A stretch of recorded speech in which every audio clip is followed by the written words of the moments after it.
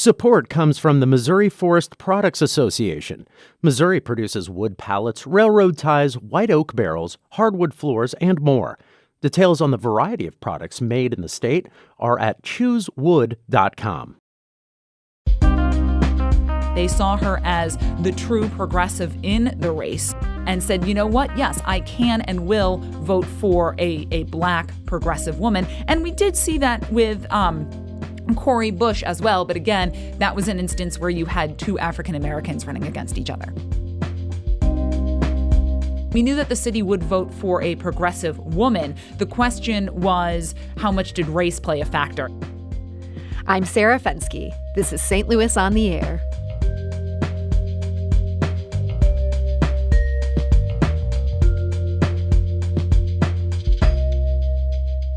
St. Louis elected a new mayor last night. Tishaura Jones bested Alderwoman Kara Spencer by just over 2,200 votes. That's according to last night's final unofficial results. Jones becomes the first black woman elected to the position in the city's history. As she noted in her victory speech last night, she came achingly close to notching that historic first 4 years ago. We are done ignoring the racism that has held our city and our region back. I made the same case 4 years ago and came up short, but I made peace with the fact that I would rather lose another election again than stop having the tough conversations in every corner of our city. And that is Mayor-elect Tishaura Jones. And joining us now with some analysis is St. Louis Public Radio reporter Rachel Lippman. Rachel, welcome. Sarah, it's always good to be here. So, Rachel, Tishaura Jones fell just shy of victory 4 years ago. What do you think made this year different?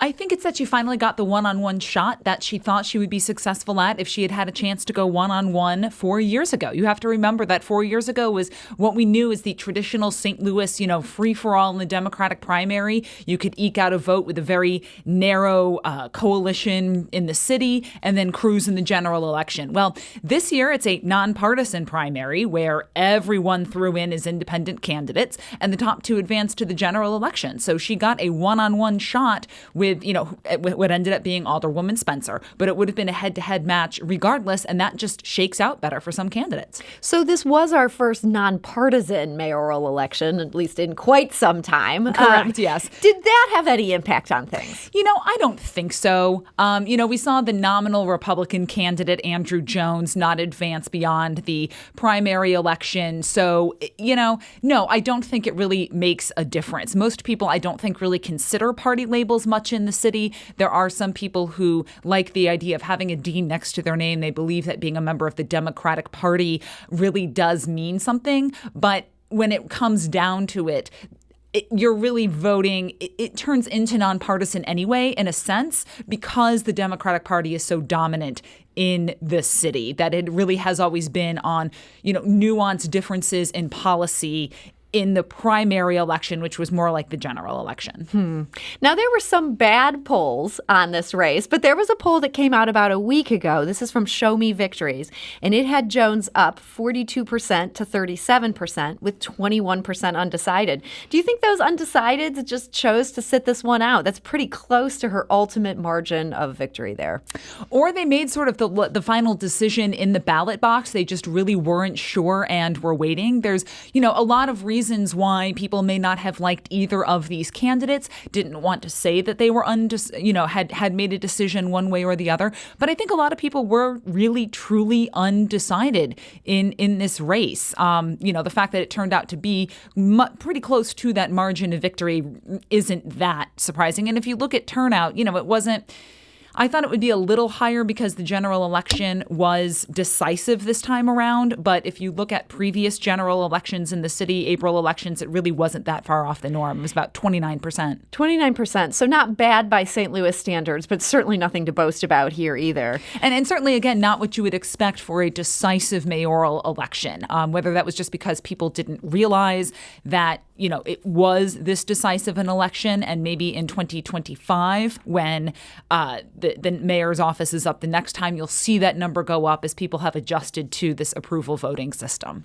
So unsurprisingly, Tishaura Jones did really well in North City. She won 70% plus in many wards there. And Kara Spencer picked up 70% plus in some of the Southwest city wards that tend to be kind of pro-law enforcement, a little bit skeptical of what they see as Tishaura Jones' agenda there. Do you think the city is still more divided by race than the election of a black female mayor would suggest on its face? I think so, yes. And I did an interesting little kind of just comparison, just for my own interest, as I looked at the Bush-Clay results in the city of St. Louis. Now, this is a little bit different in that you had two African-American, two black individuals running against each other. And we knew that the city would vote for a progressive woman. The question was, how much did race play a factor? And in some of those wards, for example, 10th, 11th, 12th, 13th, 16th, 23rd wards, the third candidate in that Democratic primary, who really ran no campaign, picked up over 10% of the vote. In one ward, she got 16%. And I'm pretty sure she was the only white candidate in that race.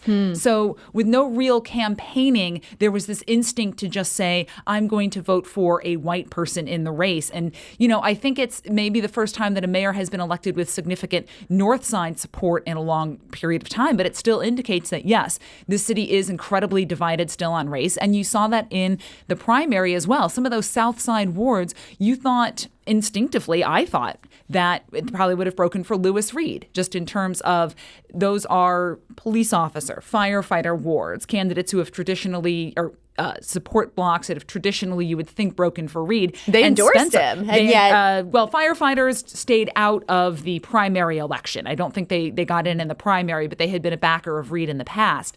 And yet Spencer prevailed in some of those wards. Now, Reed came in second, but Spencer still prevailed. So Jones, her path to victory, in addition to doing so well in North City, she did win some of these majority white wards there in the Central Corridor. And she also won a swath of South City. What do you think made her the candidate? That was, if you look at, okay, Kara Spencer gets the Southwest, Jones gets the North.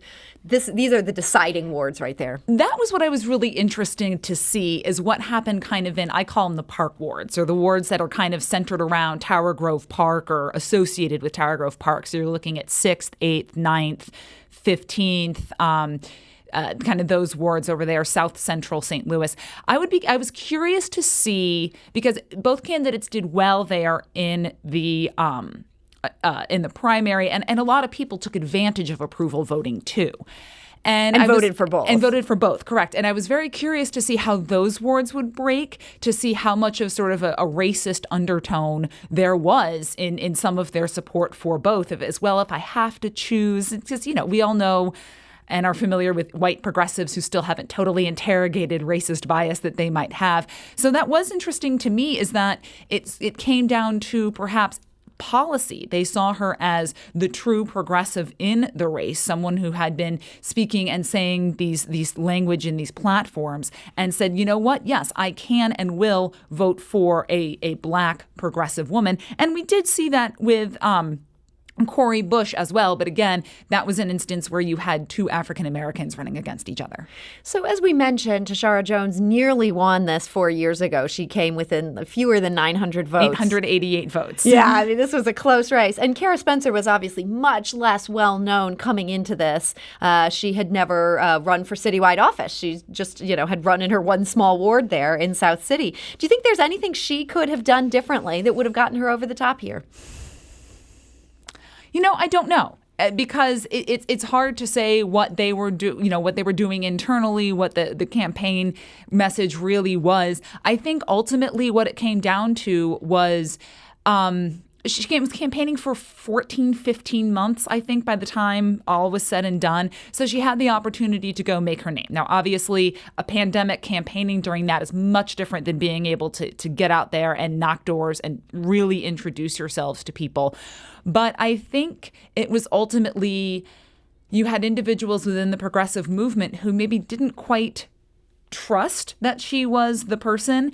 And there may have been some of those in Southwest St. Louis who, and that's an area of the city that we know will vote against rather than for, who, and to say that she could have turned out the Southwest side doesn't help kind of that standing of I'm going to be a progressive individual. So, I don't know. I don't know if there is something that, Spencer could have done in her campaign that would have changed the results, because she ran for 15 months. And she certainly made up a lot of ground from going from being to unknown to being the second person standing. But of course, you need to be the first person standing to run the mayor's office. And that is now Tishaura Jones. She'll be taking office in just a few weeks. Now, the other big news of the night is that the progressive effort led by Alderwoman Megan Green did, in fact, flip the Board of Aldermen. We saw a few incumbents taken out and a progressive favorite win an open seat. Here's what Alderwoman Megan Green said about that success last night. Progressives have been in a place for the last 4 years, in particular, where we have been sort of banished to committees that don't meet very often, and have not had a whole lot of power at the Board of Aldermen to be able to pass a progressive agenda. But now, with a majority of members of the Board of Aldermen identifying as progressive, it gives us power, it gives us a voting bloc to actually forward a progressive agenda. And that is Alderwoman Megan Green speaking of her successful effort, apparently, to flip the board. How big a sea change is this, Rachel? I would call it a working but fragile coalition. You certainly have more people there who would tend toward progressivism on some issues. But, I don't expect it to be one of those things where they are going to hold together on every single issue. You can identify probably 7, 8, 9, 10 who you think would be, together on every single issue. And the question is, can they pull over the 5 others that they need to have a majority? And keep in mind, too, it doesn't change the process of how these committees' chairs are chosen. It doesn't change the process of who is on these committees. Is it harder for Board President Louis Reed to make their lives miserable? Yes. But he still has a fair amount of power. They were only able to move 2 progressive individuals up into being committee chair people. That's decided on seniority. And remember, all of these 4 new people are going to be at the bottom of the seniority chain. So there's not much power they have there. And it's still up to President Reed to assign other members to the committee and also to assign legislation to a committee. So if he wants to, he can stack a committee full of less progressive members, more establishment members, and then kick any legislation that he wants to those committees where it will die. So do they have leverage if they can use the rules and, use some procedural maneuvers and hold their coalition? Absolutely. But it is not a, blank slate for we are going to push all of our progressive agenda out through the Board of Aldermen. It makes it easier, but it is certainly not a panacea for their agenda.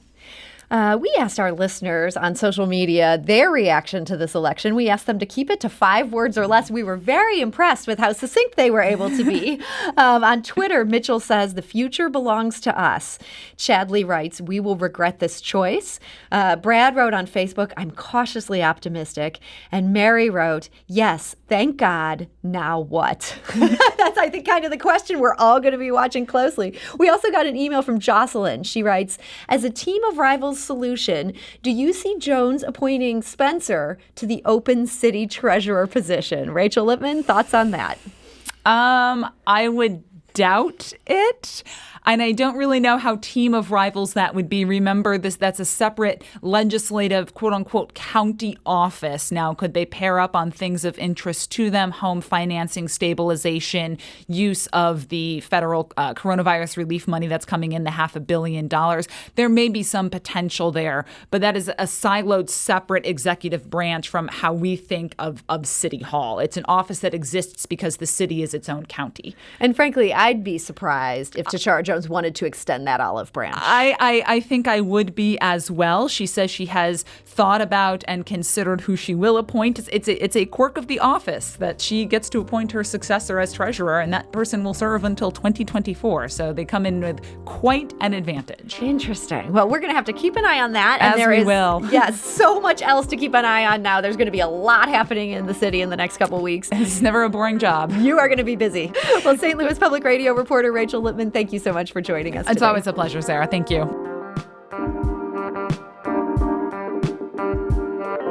This is St. Louis on the Air on St. Louis Public Radio, 90.7 KWMU.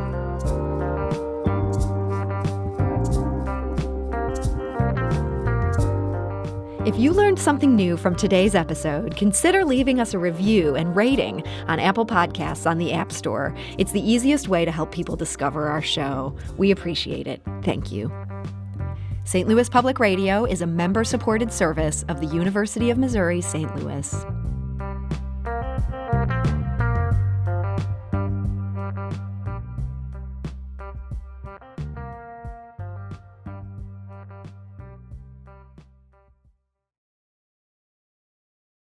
Support comes from Missouri Forest Products Association, committed to sustainable and sound conservation of the state's forests, which support more than 41,000 Missouri jobs, resulting in a $10 billion industry. ChooseWood.com.